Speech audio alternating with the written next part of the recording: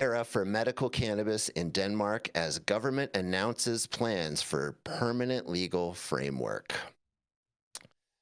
Denmark's 6-year medical cannabis pilot scheme could soon be expanded into a fully legalized market, following a surprise announcement from the government last week. The Danish pilot scheme has been running since 2018 and has continued to expand in both scope and patient numbers over the past 6 years, with 4 different access schemes now operating.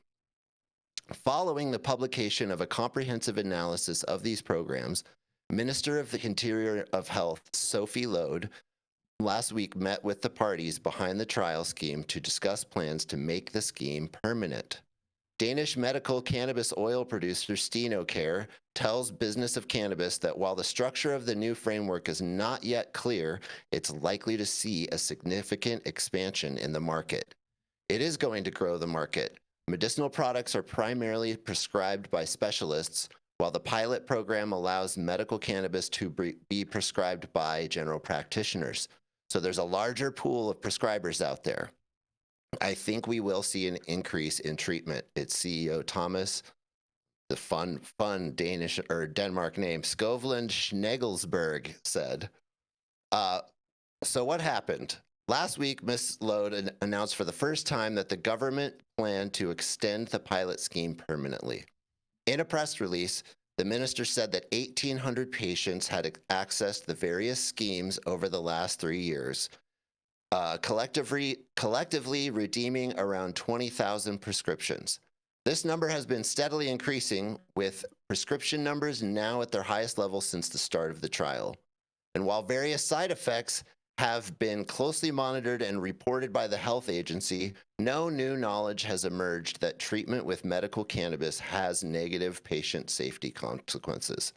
As such, on behalf of the government, Ms. Lode invited SF, Liberal Alliance, and Nedlisten, Dance Folk Party, and Alternativet to negotiations on the trial scheme on medical cannabis on November 19th. According to Mr. Schnegelsberg, the announcement was completely unexpected and came out of the blue following radio silence from the government on progressing the scheme throughout the year. He explained that late last year, industry, doctors, and patient organizations were contacted to provide input for the evaluation report, which was published alongside this announcement. At the time, there was a rush to gather feedback, suggesting an eagerness to move forward with the evaluation and make a decision based on it, and then suddenly everything went quiet. Many industry organizations and stakeholders reached out to politicians to ask what was happening, only to receive a vague response like, "It's not a priority," or "We'll see what happens." That has been the tone ever since. Jeppe Krog Rasmussen, CEO of Danish medical cannabis operator Dancan Pharma, believes that the announcement was a matter of political strategy. He told Business of Cannabis, "The time now appears ripe for addressing the pilot program on medical cannabis. The timing is, after all, reasonably appropriate, considering that the scheme does not formally expire until the end of next year, 2025. And that's mostly the story. And then they give a little bit about this report itself, and they talk about it. And what's interesting is they talk about that there's 4 different, as they said, they kept saying structures or I forget the word they set up there. But there's 4 different parts of this. And the way that they regulate it right now is one of the structures is pharma products, which are Sativex and Epidiolex and products like that. The next one is pilot program products. And these are actual cannabis products, kind of like we know. So they're selling flower, but they're selling it as tea, and it is vapor, or you can vaporize it, but they're selling it in a very pharmaceutical way, which is really interesting. It's a totally different thing than our dispensary model. They're selling it in the pharmacy as flower, but it's as tea, and there's very limited companies too. There's only like 2 or 3 companies that actually are allowed to grow and sell the flower in the pharmacies there. And then there's a third one, which is unlicensed products, which I don't really understand because it says these are not formally approved, but are available through special dispensations like Nabilone and Marinol. So I don't understand why they're these pharmaceutical grade products that are only available through special dispensations. And then the interesting one is the fourth one, which is magistral products, which means if your doctor subscribes cannabis to you in Denmark, and then you go to your pharmacist and they don't have it, they can actually locate it from another country and have it shipped and bring it in either from the US or Germany or Canada or some legal country, and actually create the product there in the pharmacy themselves and sell it to you. So really interesting model for doing this in a very pharmaceutical, very medical way. And I'm sure Dr. Talleyrand, I see him moving his head as I talk about this.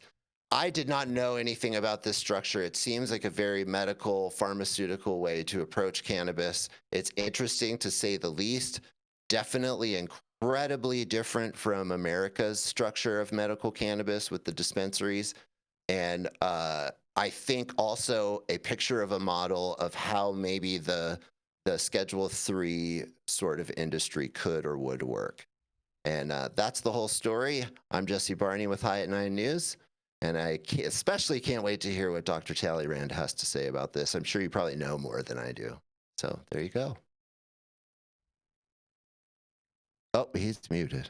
Well, it's an interesting structure, like you say. It definitely, it's very European, if I could say that.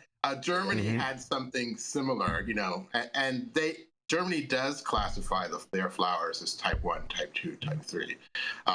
So it's just all about trying to regulate. Doesn't make sense to me that you're selling it as a tea. Like, what, you're not going to take the bag out and pack the flower? They're just selling shake, Dr. Talleyrand. They're just selling shake. So you're saying that it's okay to sell it as ground up versus as a whole bud? They're selling it in a pharmaceutical packaging, and then in a trying to cut down on that's like a regular package form. Yeah, but it's just an interesting way of kind of branding. This is really a branding thing.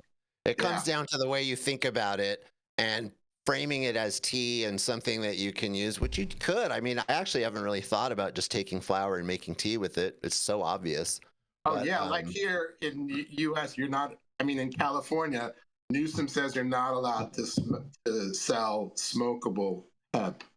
So I suggest the hemp manufacturer. How's he going to stop you? Sell it, pack it in a tea bag, sell it that way, right? How's he going to stop you? Take it and do what you want with it at home, right? That's right. So it's just absolutely ridiculous. Oh, that's a cute way. That's a cute way to do it. To sell it in a tea bag with like one rolling paper. You know what I'm saying? And it, already pre-ground. Graze it on somebody's nose. They can get that at the corner store. Yeah. Stay within the rules. Oh man, fine. That's so funny. Just dangle it. But in terms of the law, we're different than Denmark. It's centralized government there, and here we already have state laws that are allowing the sale of flower, cannabis. We're not going to go backwards. Fair. So that's what I'm interested in, Dr. Talleyrand, is you're saying that the state laws and the existing frameworks of the way that we treat medical cannabis will trump the fact that the pharmaceutical companies have to adhere to Schedule III regulations in their production and distribution of their products. So, but don't you think that then they're going to actually sue and say, well, then you have to open up our products as wide as cannabis products are in the state level. Yeah. And that's going to like devolve the whole conversation? No, they can sue now. Right now, people are taking the products, they can sue it, right? Because they have what would they sue the state? They can sue whatever, but they're not. Oh man, I want to see a lawsuit. Pharma has trouble with plants. And that's really their Achilles heel. And they really try to regulate this, but the plant keeps shifting shapes, right? It changes chemicals, depending on where you're growing it, right? And so it's really hard for them to nail it down. And that's been really the biggest problem with this whole industry is they want to nail it down, they want to own it, but they can't. It's hard to own a plant. I mean, how many plants does pharma own? 2. So are you that they've tried, right? So are you inferring that if it goes to Schedule 3, then there's going to be this landslide of research, and it's going to show probably that it shouldn't even be Schedule 3, like very quickly? Correct. Okay. Like people like Sue Cicely will be That's able the to best pull off argument their I've heard research. for it. Yeah, okay, that's the best argument I've heard for it. I really appreciate that. Because I've been anti-Schedule 3 completely, and I have this whole notion of what the pharmaceutical model is. I mean, serving weed in a pharmacy is very different than a dispensary. And it seems to me, and I think a lot of people, that if it goes Schedule 3, then cannabis is going to be forced to be served in the pharmacy in those form factors. And that there's no flower or natural grade product like flower in a pharmacy that I know of. Yeah, but the dispensary, you'll still be able to go to the dispensary. They won't die. I mean, and if you want to get some good weed, that's where you're going to go. You're not going to go to the pharmacy to get good weed. No, you're going to go to the trap to get good weed, Dr. T. For sure. Yeah. Well, that's what everybody does in California now anyway, right? Right.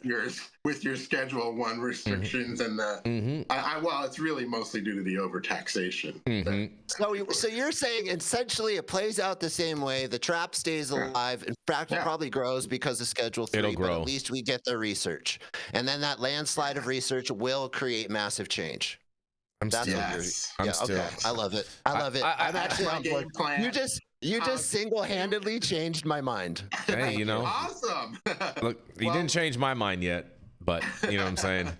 It's okay. A few more wrinkles in there. That's right. Need a few more wrinkles. You know, need a few more case studies, Dr. T, I would say, for all of that. You know what I mean? But man, Jenny Beth, you have anything you want to say on this? I mean, my position still stands, right? Like, we don't know for a fact that the dispensaries would still be there. We don't know any of this for a fact. And I've watched very quickly, like, yes, we know that Prop 64 sucks. Have we done a damn thing to fix it? No, because we have some regulations and we have some stuff in place, right? So I'm of the opinion that once we put policies in place, our government and this country is very, very, very slow to fix things if they fix them at all. Fair enough. It's a good point. It's a good point, Jenny Beth. Rico, you have anything before we move on? Durgan. All right. Smorgasbord. Swedish chef. That's the wrong country, bro. Yeah, we're gonna roll into our final commercial. We're gonna be right back.